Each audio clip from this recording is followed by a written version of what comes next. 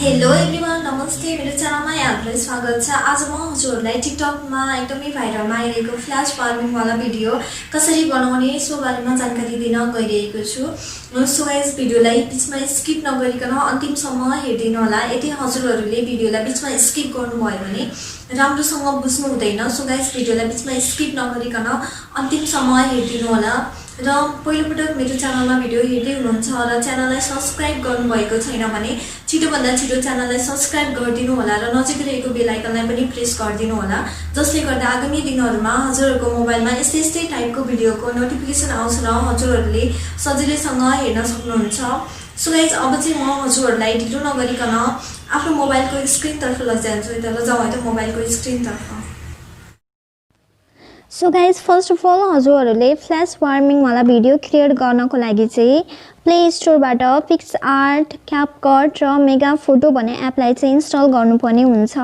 मैले चाहिँ यो एप पहिले नै इन्स्टल गरिसकेको छु। सो हजुरहरूले पनि चाहिँ प्ले स्टोरबाट चाहिँ एप चाहिँ इन्स्टल गर्नु होला।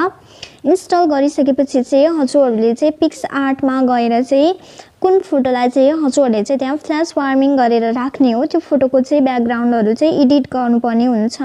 त्यसको लागि चाहिँ हजुरहरूले चाहिँ पिक्स आर्ट भन्ने एपलाई चाहिँ ओपन गर्नुपर्ने हुन्छ।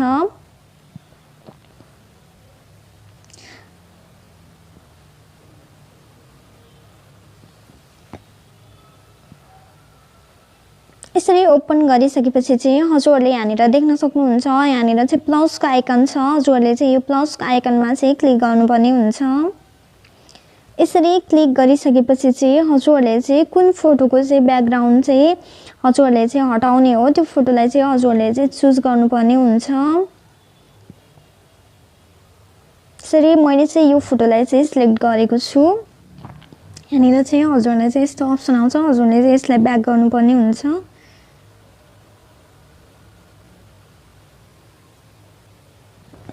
यसरी फोटो सिलेक्ट भइसकेपछि चाहिँ हजुरहरूले चाहिँ यहाँनिर चाहिँ कट आउट भन्ने अप्सन देख्न सक्नुहुन्छ। हजुरहरूले चाहिँ यो कट आउट भन्ने अप्सनमा चाहिँ क्लिक गर्नुपर्ने हुन्छ।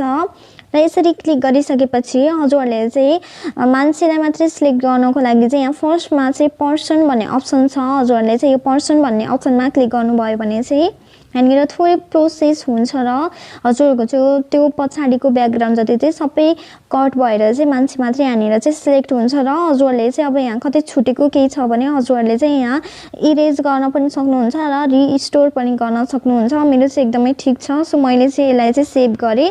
यसरी सेभ गरेर चाहिँ हजुरहरूले चाहिँ आफ्नो ग्यालरीमा चाहिँ फोटोलाई चाहिँ राख्नुपर्ने हुन्छ। यहाँनिर थोरै प्रोसेस हुन्छ।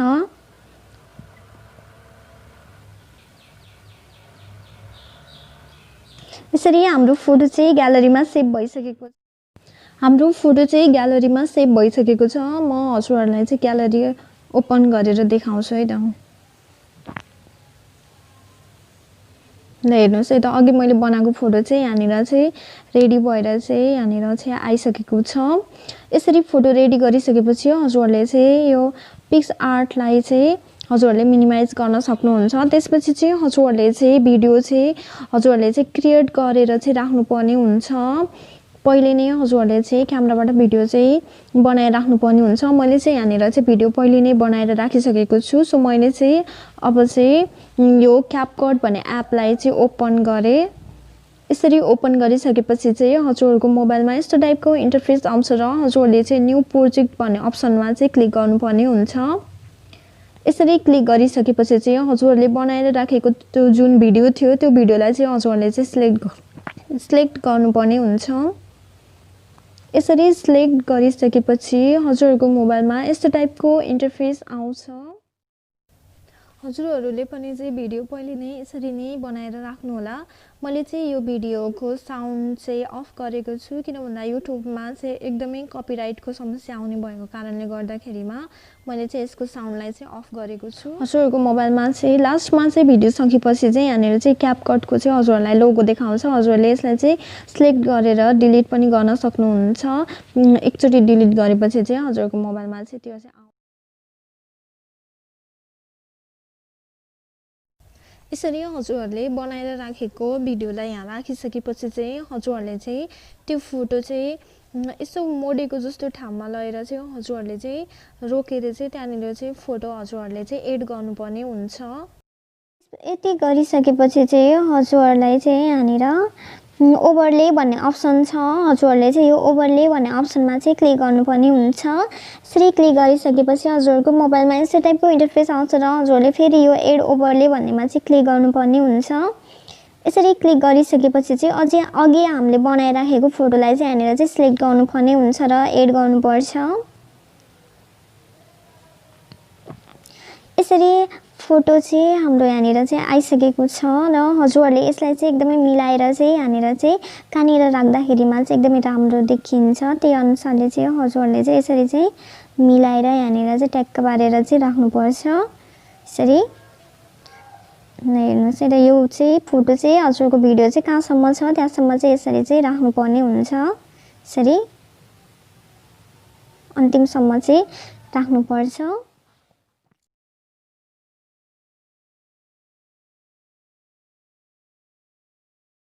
म एकचोटि हजुरहरूलाई फेरि प्ले गरेर देखाउँछु है त। यसरी हाम्रो भिडियो चाहिँ यो रेडी भयो। यो रेडी भएको भिडियोलाई चाहिँ हजुरहरूले फेरि आफ्नो ग्यालरीमा चाहिँ सेभ गर्नुपर्ने हुन्छ। यसरी एक्सपोर्ट गर्नुपर्ने हुन्छ। हजुरहरूले चाहिँ यो चाहिँ नसकेसम्म चाहिँ हजुरहरूले चाहिँ मोबाइल चाहिँ अफ गर्नु हुँदैन। यहाँनिर चाहिँ प्रोसेस हुन्छ, यहाँ देखाइरहेको छ नि, यो सरिरहेको छ, यो लाइन पुरै कम्प्लिट भएपछि चाहिँ हजुरहरूको मोबाइलमा चाहिँ ग्यालरीमा चाहिँ यो भिडियो चाहिँ सेभ हुन्छ। यसरी भिडियो चाहिँ सेभ भइसकेको छ। अब चाहिँ हजुरहरूले फेरि यो क्यापकटलाई चाहिँ मिनिमाइज गरेर सो गाइज यसरी भिडियो ग्यालरीमा सेभ गरिसकेपछि चाहिँ हजुरहरूले चाहिँ त्यो फ्ल्यास वार्मिङको चाहिँ हजुरहरूले इफेक्ट राख्नको लागि चाहिँ मेगा फोटो भन्ने एपलाई चाहिँ हजुरहरूले ओपन गर्नुपर्ने हुन्छ। यसरी ओपन गरिसकेपछि हजुरको मोबाइलमा यस्तो टाइपको इन्टरफेस आउँछ र हजुरहरूले यहाँनिर चाहिँ त्यो फ्ल्यास वार्मिङवाला चाहिँ इफेक्ट कहाँनिर छ त्यो चाहिँ भन्ने हुन्छ।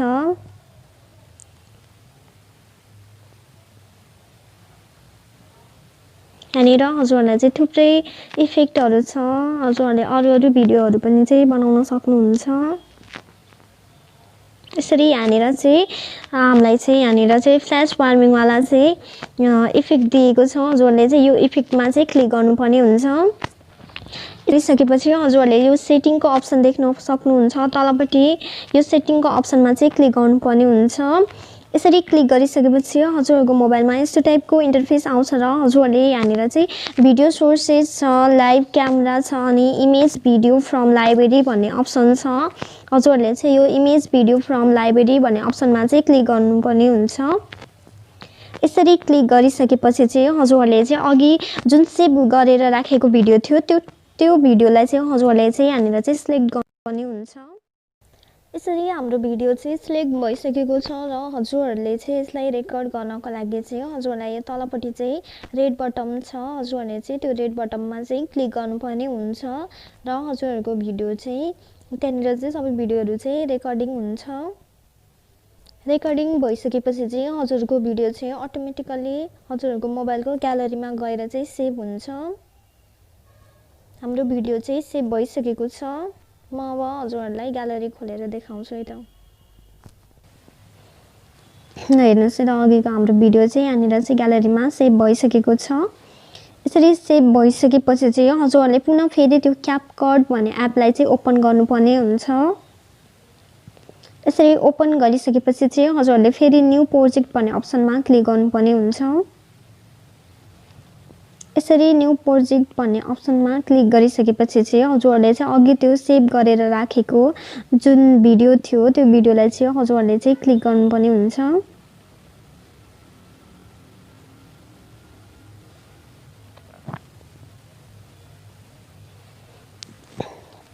यसरी क्लिक गरिसकेपछि चाहिँ फेरि हजुरहरूले चाहिँ यो ओभरले भन्ने अप्सनमा चाहिँ क्लिक गर्नुपर्ने हुन्छ।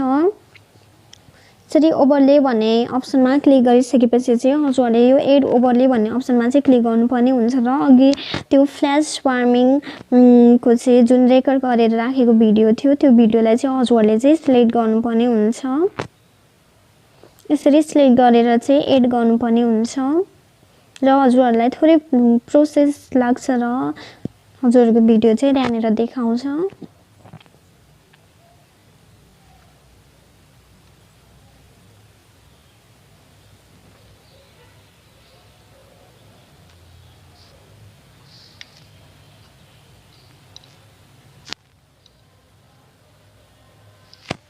यसरी हाम्रो भिडियो चाहिँ यहाँनिर आइसकेको छ र हजुरहरूले यहाँनिर चाहिँ यो जुन ब्याकग्राउन्ड छ नि उतापट्टिको पहिलो भिडियोको त्यो ब्याकग्राउन्डमा चाहिँ फिट हुने गरेर हजुरहरूले चाहिँ यसरी चाहिँ यसलाई चाहिँ फिट गर्नुपर्ने हुन्छ। म हजुरहरूलाई एकचोटि प्ले गरेर देखाउँछु। यहाँनिर चाहिँ हजुरहरूलाई मेगा फोटोजको चाहिँ लोगो देखाउँछ, त्यसलाई हजुरहरूले चाहिँ क्रप गर्न सक्नुहुन्छ। त्यसलाई क्रप गर्नको लागि चाहिँ हजुरहरूले थोरै जुम गर्नुभयो भने चाहिँ त्यो मेगा फोटोजको लोगो चाहिँ क्रप हुन्छ। त्यसपछि हजुरहरूले चाहिँ त्यो फोटो चाहिँ कहाँनिरबाट चाहिँ इन्ट्री भएको छ हजुरहरूले चाहिँ ट्याक्कै त्यहाँनिर चाहिँ स्प्लिट गरेर चाहिँ त्यो भिडियोलाई चाहिँ अगाडिको पार्टलाई चाहिँ हजुरहरूले चाहिँ डिलिट गर्नुपर्ने। सो गाइज यसरी स्प्लिट गरेको पार्टलाई चाहिँ हजुरहरूले स्प्लिट गरेर चाहिँ डिलिट गर्नुपर्ने हुन्छ। यसरी डिलिट गरिसकेपछि चाहिँ हजुरहरूले फेरि यो पछाडिपट्टि चाहिँ धेरै भएको पार्ट जुन छ त्यो पार्टलाई चाहिँ हजुरहरूले चाहिँ यहाँनिर चाहिँ क्रप गर्नुपर्ने हुन्छ।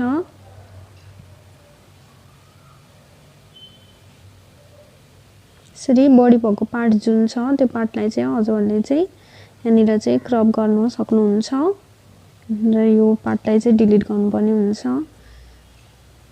हजुरहरूको भिडियो चाहिँ जहाँसम्म छ त्यहाँसम्म चाहिँ हजुरहरूले चाहिँ यो फ्ल्यास वार्मिङको चाहिँ हजुरहरूले चाहिँ राख्नुपर्ने हुन्छ।